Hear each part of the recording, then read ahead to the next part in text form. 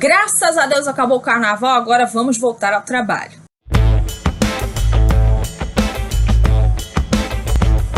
Olá, eu sou Daniela Jesus e esse é o quadro Resenhas Veritas. E atualmente estamos fazendo a resenha dessa coisinha fofa aqui. A vida intelectual do Padre Sertilanges. Alguns dias ausente aí porque juntou carnaval com escola do filho e um monte de coisas e acabei ficando um pouco enrolado. Mas agora estamos de volta e é pé no acelerador. Hoje nós vamos começar a resenha do capítulo 7. E por ser um capítulo muito extenso, vamos dividir em duas partes, hoje sendo a primeira. E antes de começar a resenha, aquele lembrete. Comenta, curte, compartilha, se inscreve no canal e ativa o sininho. E não se esquece de ir na seção canais que indico e se inscrever em todos eles. No capítulo 7, Sertilanges fala sobre a preparação do trabalho. Nessa primeira parte, falaremos sobre a leitura. Ele já começa com ler pouco. Mas aí você pode pensar o seguinte: poxa, toda a vida ouvi dizer que eu tinha que ler muito.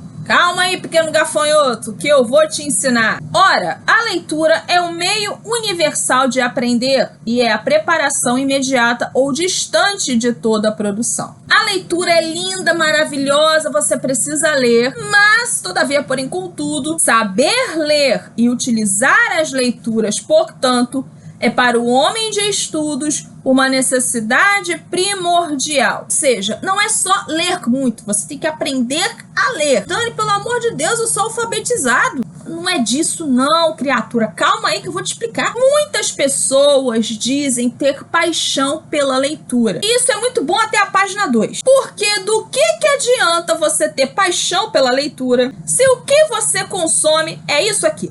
Adianta alguma coisa? Porque tem gente que diz, eu leio muito, isso pra mim já é o suficiente. Não, não é bem assim, porque se você lê porcaria, você absorve porcaria. Vamos a um exemplo bem básico. Se você quer emagrecer, você não pode comer hambúrguer e batata frita todo dia. Você vai precisar mudar a alimentação. Não é parar de comer, é mudar a forma de comer. Então não é parar de ler, mas mudar a forma de se ler. Temos que ler inteligentemente e não apaixonadamente. Quer dizer, até para ler, você tem que usar a cabeça e não o coração. Você precisa fazer um filtro daquilo que presta, daquilo que não presta. Porque senão você vai absorver um monte de besteira. Vocês lembram que há um tempinho atrás o Felipe Neto fez essa declaração aqui? Que falando mal do Machado de Assis. Porque é uma leitura muito difícil, a galera hoje não entende. Mas por que a galera de hoje não entende? Porque quer ler apaixonadamente, não de forma inteligente. Quando eu leio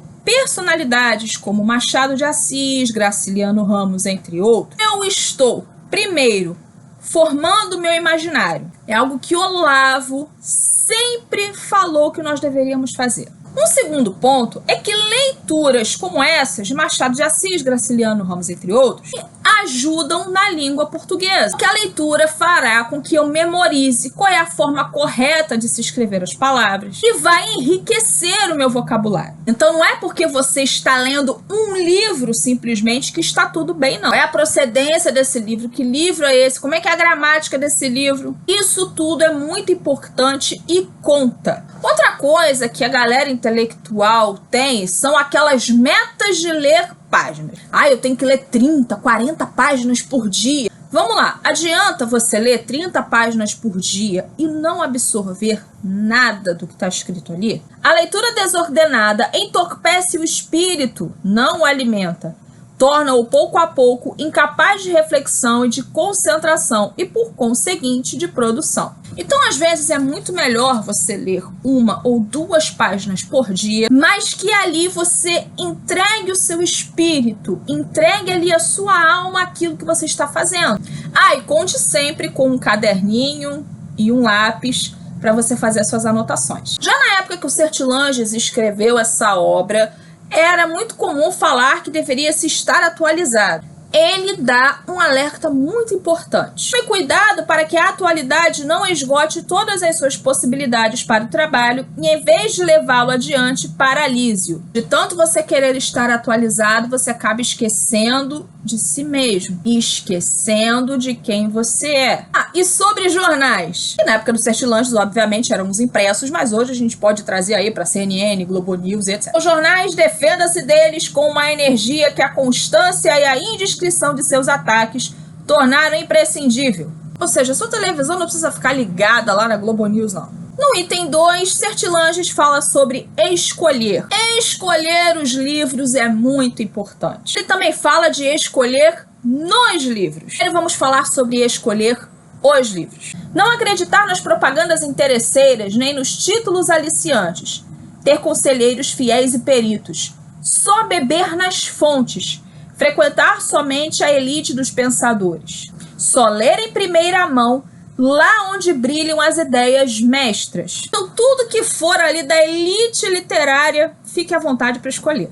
Agora, sobre escolher nos livros. Em seguida, você deve escolher nos livros onde nem tudo tem a mesma importância. Como assim, Dani, nem tudo tem a mesma importância? Mesmo aquela galera da elite intelectual vai dizer coisas que não são muito agradáveis. E eu nem tô falando aqui daquilo que disse São Tomás de Aquino, sobre aquelas pessoas que a gente não gosta que falam verdades. Tô falando aqui de gente que a gente gosta e que fala inverdade. E falam coisas que não tem nada a ver com a gente. Sertilanges dá a seguinte orientação. Você é um homem livre. Continua sendo responsável.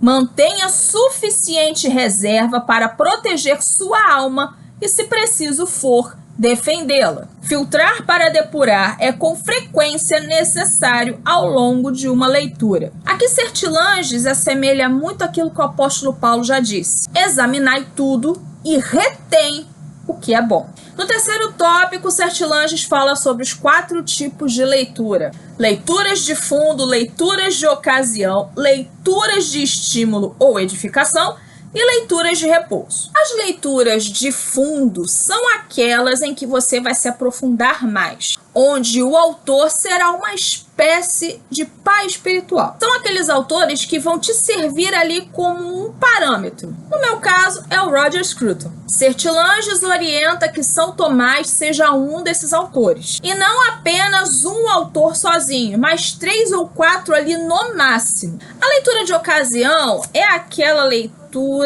para consulta. Para o material de consulta, você não vai se debruçar, dedicar tempo como se você estivesse de fato estudando aquilo ali. A leitura de estímulo, como o próprio nome diz, é para nos estimular. Porque muitas vezes no meio ali do estudo a gente acaba desanimando, sabe? Então é importante você descobrir o tipo de leitura que vai te dar um up para que você possa depois voltar ao seu trabalho. E a leitura de repouso é aquela leitura leve, que pode inclusive não ter nada a ver com aquilo que você está estudando. Mas Sertilanges orienta a tomar muito cuidado com essas leituras, justamente para você não consumir porcaria. Leia aquilo que ao mesmo tempo te dá prazer, mas não te prejudique. Na quarta parte, Sertilanges fala sobre o contato com os gênios. O contato com os gênios é uma das graças especiais que Deus concede aos pensadores modestos. Deveríamos preparar-nos para ele como nos preparamos para a oração com a Escritura, como nos recolhemos e nos colocamos numa atitude de respeito ao abordarmos uma grande personalidade ou um santo. O contato com os gênios proporciona-nos como benefício imediato uma elevação. Somente por sua superioridade já nos gratificam, antes mesmo de nos ensinarem alguma coisa. Sertilanges, inclusive, citam uma lista enorme de gênios. Homero, Virgílio, Dante, Shakespeare, Racine, La Fontaine, Pascal, Sócrates, Platão, Aristóteles, São Tomás de Aquino, Descartes, Kant. E a lista não acaba. Não acaba mesmo não, porque eu vou incluir nessa lista o professor Olavo. Eu posso incluir também a Ana Campagnolo e o Scruton. Uma coisa que a gente percebe no ensino brasileiro, especialmente o ensino público, é que crianças e adolescentes não tem contato com essas personalidades. Vamos falar das personalidades brasileiras. Crianças e adolescentes de hoje não têm contato com Machado de Assis. Crianças e adolescentes de hoje não sabem o que é soneto. Não conhecem Miguel de Cervantes. Nunca leram clássicos, porque nunca foram expostas a estes clássicos. E o que nós temos hoje é uma geração TikTok, que só sabe fazer dancinha na internet. E escreve agente junto. E não tá falando nem de agente do FBI, não. Observe isso que o Sertilanges fala sobre o gênio. O gênio estimula-nos e nos dá confiança. Se o gênio estimula, todas as outras porcarias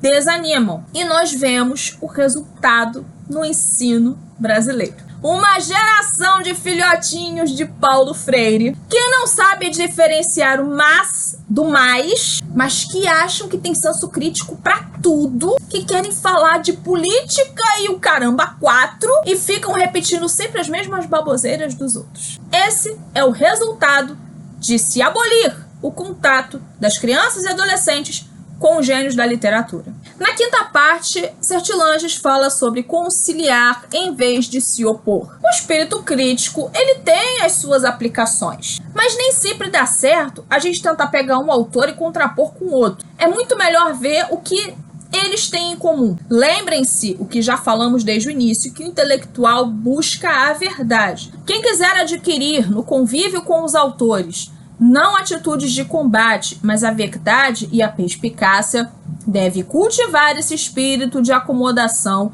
e de diligente coleta, o espírito da abelha. Na sexta parte, Sertilanges fala sobre apropriar-se e viver. O leitor, embora deva, de certa forma, ser passivo, a fim de abrir-se à verdade e não impedir o seu império, deve também reagir à leitura para apropriar-se do que lê, e ir compondo assim a sua alma. Em resumo, Sertilanges está dizendo que nós devemos praticar aquilo que nós aprendemos. O ensinamento só nos fornece os meios para agir espiritualmente. Mas assim como nenhum remédio pode agir sobre um organismo inerte, nenhum ensinamento atinge sua finalidade em um espírito negligente. O que vai fazer a diferença é você aplicar aquilo que você está aprendendo. A fonte do saber não está nos livros, está na realidade e no pensamento. Os livros são placas de sinalização. A estrada é mais antiga e ninguém pode fazer por nós a viagem para a verdade. Ou seja, com os livros eu adquiro o conhecimento, eu obtenho as ferramentas, mas não adianta nada eu ter ferramentas e não usar. Muito bem, pessoal, esse foi o vídeo de hoje, eu espero que você tenha gostado. Na semana que vem teremos a parte 2 deste capítulo. Não esquece de curtir, comentar, compartilhar, se inscrever no canal e ativar o sininho. E também não se esquece de ir lá na seção Canais que Indico. É isso aí, pessoal. Um abraço a todos. Fiquem com Deus. Até a próxima. Tchau, tchau.